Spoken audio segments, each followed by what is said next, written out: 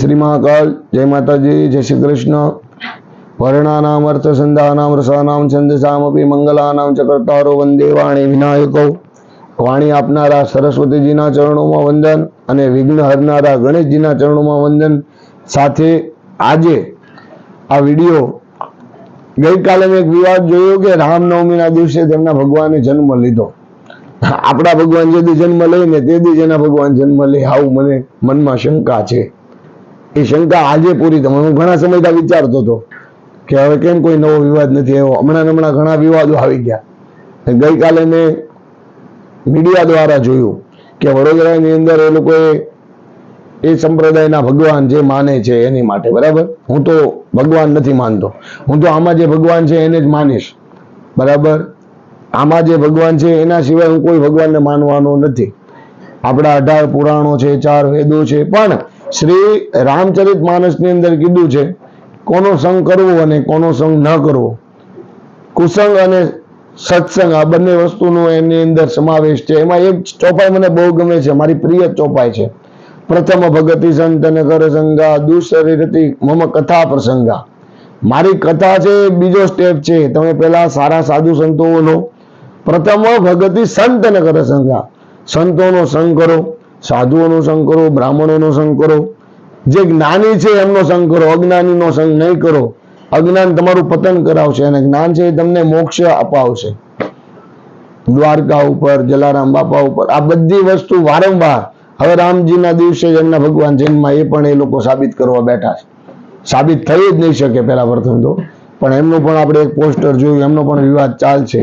તો બને ત્યાં સુધી આપણે દરેક ધર્મને લઈને સાથે ચાલીશું એટલે આપણે કોઈ દિવસ જીવનમાં કોઈ દુઃખ આવશે નહીં। શ્રીમદ ભગવદ્ ગીતા છે, શ્રીમદ ભાગવત મહાપુરાણ છે, શિવ પુરાણ છે, અગ્નિ પુરાણ છે, ગરુડ પુરાણ છે, આ બધા બરાબર, વૈવસ્વત પુરાણ, 18 પુરાણોનું વર્ણન કર્યું છે।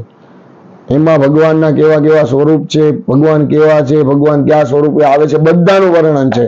તો એવા આપણે ભગવાનને પ્રાર્થના કરીએ કે આ જન્મ મને મળ્યો છે, જન્મ જન્મ મુનિ જતન કરાયા। હવે જે સાધુ જે ઋષિઓએ તપ કર્યું છે એ લોકો એમ કહે છે નેતિ નેતિ સાહેબ।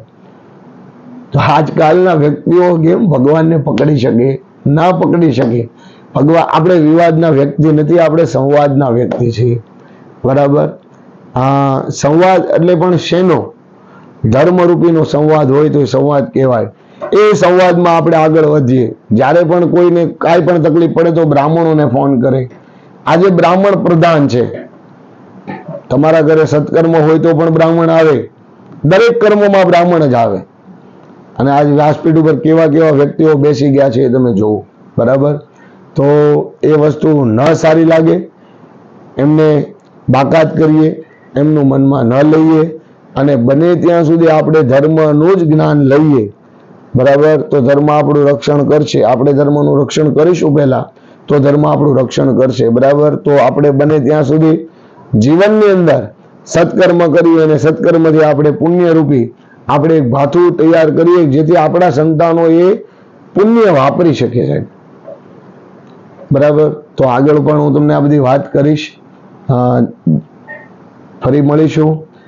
આ વિડીયોને શેર કરજો, સબસ્ક્રાઈબ કરજો, લાઈક કરજો, કમેન્ટ કરજો। અને જીતુ દાદા જે આ જ્ઞાન પીરસી રહ્યા છે, જો હું પોતે કાંઈ નથી બોલતો, મને કાંઈ પરમાત્મા બોલાવે છે, બરાબર। એની સિવાય કોઈની તાકાત નથી।